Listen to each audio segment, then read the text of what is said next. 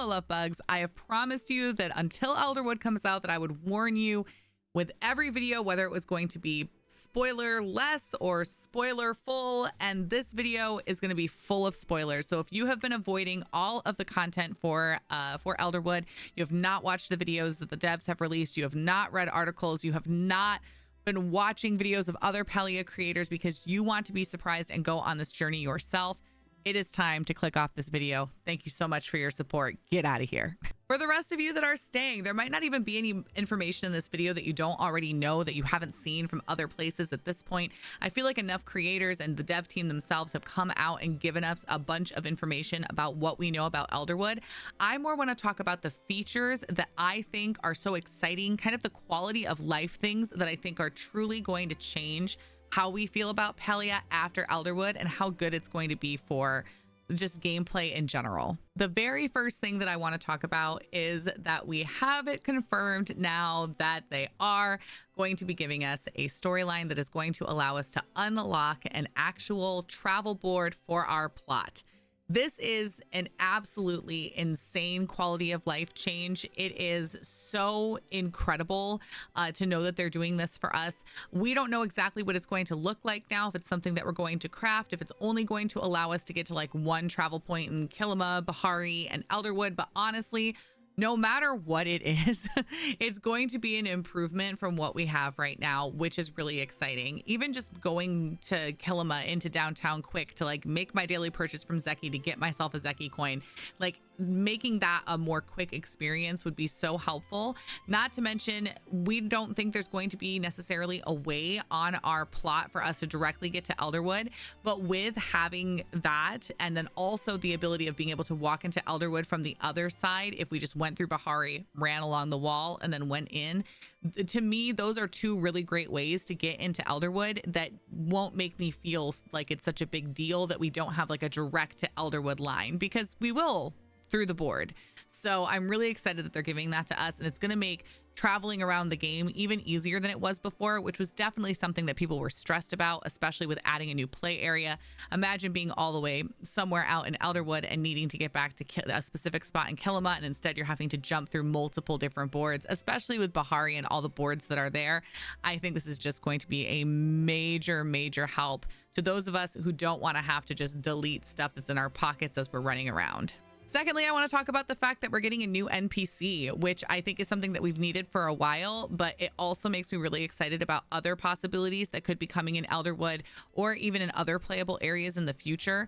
First off, a lot of people, when they heard maybe we're getting an NPC or saw that foot in the video, they assumed that it was probably Hassian's mom. Though we now know from the storyline that we see with Nio that has been released already, is that Nio is looking for a little Umbran boy, which is who we are assuming that we're seeing in that video. So if we know that that's going to be the NPC, we still are left with that loose thread of what's going on with Hassian's mom.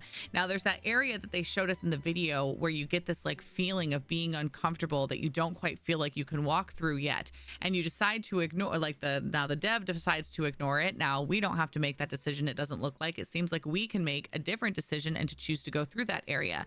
Now, if that's the case, does that mean we're going to find some things in there that they have truly not shown us anything besides just that little hint? So is that a whole different playable area? Is that a whole different storyline thing? Is that where Hassian's mom is, where Sifu's wife is? Is that what's happening there?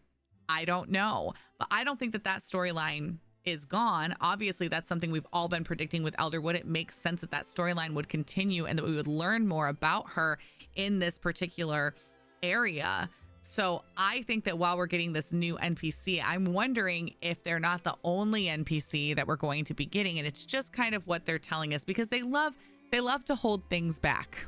Now, speaking of that area that's just kind of hidden and down there, and we don't really know what's going on with it, something that a lot of us have noticed about the map for Elderwood is that it has like these big gaps, and it seems like there's caverns and things like that, and then like holes that we can't see. I'm wondering if there are more additional areas around that map, because if you look at Kilima and you look at Bahari, they're not like that. They're pretty solid and all across. Now, not to say that Elderwood couldn't just be different, but I'm wondering if underneath and in those caverns and things that are there, or in that space that you went to walk through and it gave you a certain kind of feeling, if that's a whole new section of the map that they didn't even show us, that's going to be hidden kind of underground with maybe more of that storyline that we were expecting. Or maybe that's kind of like the dark woods that they've been talking about in those different conversations, where that big beast is that we have heard about so much in the lore of Palia. So I'm wondering if we literally, even with them showing us the Elderwood map, if we literally haven't even seen the whole map yet. And there's a whole section that they're hiding from us. I could be wrong. I do not know this for a fact, or I couldn't say it. Y'all know that. So I'm wondering if there's something more going on, lurking underneath, and that was their sly little hint to tell us. Next up is just talking about the relics and the artifacts.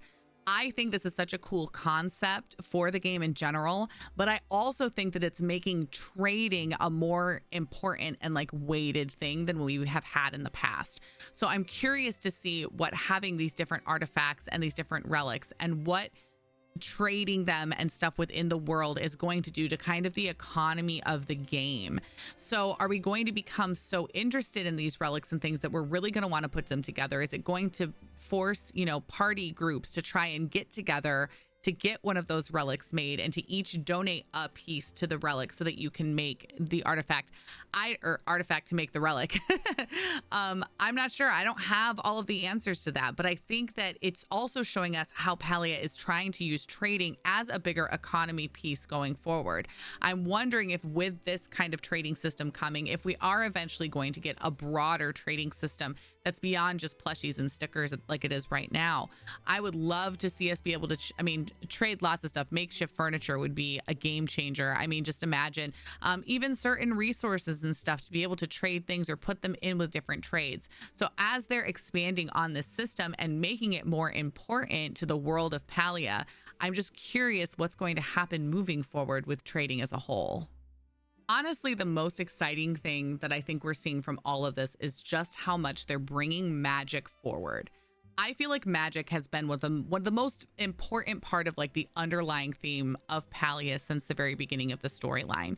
We know that flow is magical. We know that it exists. We know that it's illegal in certain ways and has been turned away by the culture that we have been wrapped up in. But in Umbral culture, it was not that way. Magic was more normalized. It was used. It was part of their culture. And now that we're going into that culture with Sabira, and Sabira, who we know is kind of starting to feel maybe morally strange about this position she has as a watcher, I am really excited to see what this is going to mean for the future of our characters, because I think that something that Palia has been missing for me based on its lore is magic in some kind of way. Whether that's magic in potions, whether that's magic in spells, whether that is magic in creatures or things that are around, I feel like our characters should be able to wield some kind of magic. I have said for a very, very long time that I thought they were going to bring us alchemy as a skill. We know that Tamala has a guild store that is showing up that they have not taken away for months and months and months, which we know that they're giving to us as a hint to something happening for Tamala. And I think that magic is going to become more important in the world, and that might completely change the way that we play Palia. Between the way these relics and things are going to work, which already are like magical kind of items that are going to come together to give us buffs, I think that there's going to be even more to that. I think that giving us Sabira was kind of like that first step and nod into, hey, we wanted to make a game that had magic. This was the prologue.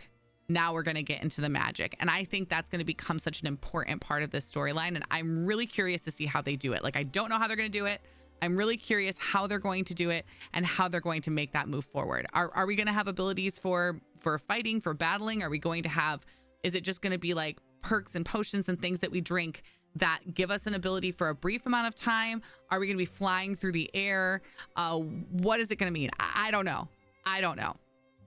I also want to mention that because we know from the video, if you watched the video of the dev play, there is a creature, one of the Schmoles was not able to be fought because it had like an infection, and you're going to need something in order to cure that infection in order to fight that creature. Well, What's that going to mean? Is it like a new item that we're going to get that we'll have to use? Or is it something that we make? Is it an ability buff like with the relics and things that allows us to be able to go and cleanse those creatures? But for me, what's the most important part is how does that work into our lore? Is this something to do with flow? Is it something to do with a different kind of magic? What does this mean? I really feel like Tamala's storylines and little hidden quests, like especially that strange brew quest that you can do for Tamala, as well as Sabira's storyline, are really taking us someplace special. And I think that those two are going to be a major key into unlocking the magic of the world and hopefully giving us as players access to it. Now, something I want to mention because I've been begging for it for a really long time now. I don't think that Palia is about to give us any kind of mine or like necessary adventure space, like in the same way of like maybe Stardew Valley or whatever. But I've argued for a long time that is what Palia needs for me to feel like it's a full and complete game. Cozy doesn't always, to me, necessarily mean that there's no kind of combat or no kind of exploration. While I do kind of understand why certain cozy players don't like that kind of thing. So I want to find a balance. Like Stardew Valley, obviously we have like these mines that you can go into. And I know a lot of people who play the game do not like going to the mines and they avoid them. That is like the very last thing that they do, or sometimes even do playthroughs where they don't do them at all. So how do we make an area like that, or a huntable area, maybe like a wood or something like that, but some sort of challenge area that is fun and rewarding enough that people like me who like to do that kind of stuff would be excited to go in there. But people who really, really do not like that kind of gameplay and really want the game to stay feeling very cozy could just avoid and get those rewards in other ways. So I don't necessarily have the answer for that. And I think that that isn't something that's probably coming right away, though I always have my hopes. But the reason that I bring it up is because for the very first time in Palia, something that they are giving us is a character that hits back. One of the new characters actually shoots out like an area of effect thing that slows you and traps you, which to me feels kind of like a very good middle ground of a cozy game mechanic. It doesn't injure your character can't faint. There aren't major penalties for this being done, except that the creature has a chance to get away from you, which, I mean, as long as you've hit an arrow on it once, like you're going to get the loot if someone else takes it out anyway. It just makes the fight more of a challenge. And even though the character hits back, it doesn't damage you in any way. So I'm hoping that the team is kind of moving towards being able to do something like that, give this kind of middle ground space of, hey, we're going to have this creature slow you down. Maybe this creature, you know, I don't know, forces you to sit. Maybe this creature, but doesn't actually make you faint. But what if you are on like a time limit of some kind to find and collect as much loot as you could, but you had creatures that you were going to run into that were going to slow you down? That could be something. Like, I just feel like it could be something that we could find a middle ground for people like me who love a good mine shaft to go running through and like looking for better loot and finding cool rare items. Kind of like the tower, right? Which the tower, a lot of people dislike the tower, do not want to have to do it. But S6 found a way to make it a fun thing for some people who would like just the feeling of, hey, I did it. I beat the tower. But it definitely has nothing to do with the storyline. There's no forcing you to go in there. The rewards aren't anything that you can't get otherwise in the game. It's just Zeki coins and gold. So you can absolutely get them just from go hunt Muujin for half an hour. You'll be able to buy a Zeki coin. So I'm hoping that they can find that and create that in the game. And I think they are kind of giving us that first little peek. At least I feel for the first time that maybe something like that could be possible. A middle ground could be possible in this game. Now I know I've said a lot of these things are my favorite, but then I keep remembering things that are also happening. And I'm like, oh, wait, maybe this is my favorite. They added a new mechanic for how we are going to uncover one of the furniture sets in Palia. And I'm going to give a shout out to another game called Aloft. Aloft came out with this really awesome mechanic with a sketchbook where when you find certain furnitures and things in the game, you bring out a sketchbook and you sketch them. And that gives you the ability to make it. So in order to remember how to make an item, like to essentially draw your own diagram, you just have to have charcoal and a piece of paper. Well, what Palia is doing is they're having you go and find different this one furniture set, these different pieces from this furniture set are hidden all over the map of Elderwood. And you're going to be able to kind of like speak with a sprite, apparently, and give it essence in exchange for essentially the diagram to be able to make this piece of furniture that it's made, which I think is the coolest way to unlock a different furniture set rather than just being like, hey, congratulations, you all have a furniture set. I am personally going to have so much fun running all over the map trying to find each one. My whole first day in Elderwood is just going to be me finding different pieces of this furniture set and going, oh my god, look at this one. Like, that's all it's going to be, y'all. I'm going to be so excited. Like, what a fun and cool way to introduce a set of furniture in the game. I think that is such a cool idea.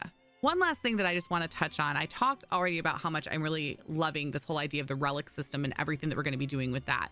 But I think that the team is really showing us that they want to move forward with really focusing parties and Palia feeling like this multiplayer experience that it is.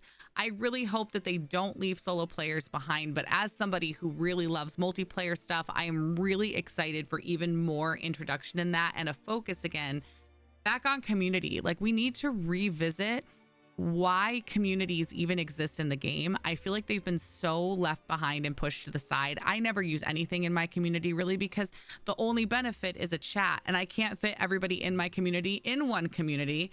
So it just feels kind of useless.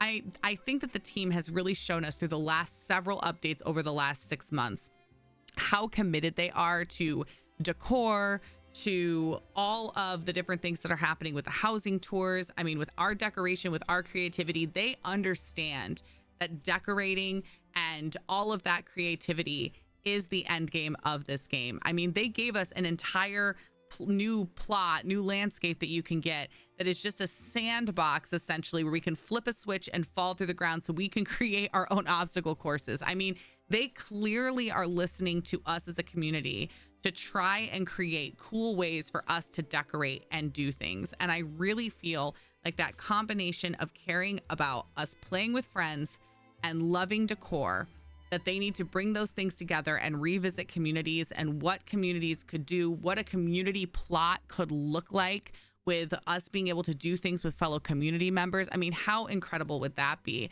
And I think that they are showing us that they do have commitments to both of those things. So now the question is, how do we as a community convince them how badly we would want that? Because I think we would have so much fun doing stuff with community plots and getting to work together. And I think that the basic framework for it is kind of there, not really there, but kind of there, where we could actually be able to have, you can set certain people at a certain rank in the community who are able to add players, see players. What if they could also see who donates different items, who takes and uses different items to build different buildings and do different things?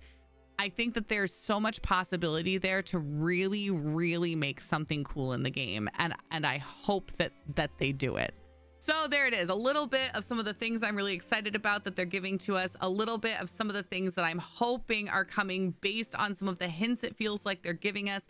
There is going to be so much to find in Elderwood. I am mostly excited about storyline and lore, but of course I'm excited to spend literal hundreds of hours hunting for plushies with all of you, because that is what we're going to be doing. I love you all so very, very much, and I cannot wait to stream way too many hours until my throat is raw while we're running around in Elderwood. I love you all so much. Bye-bye.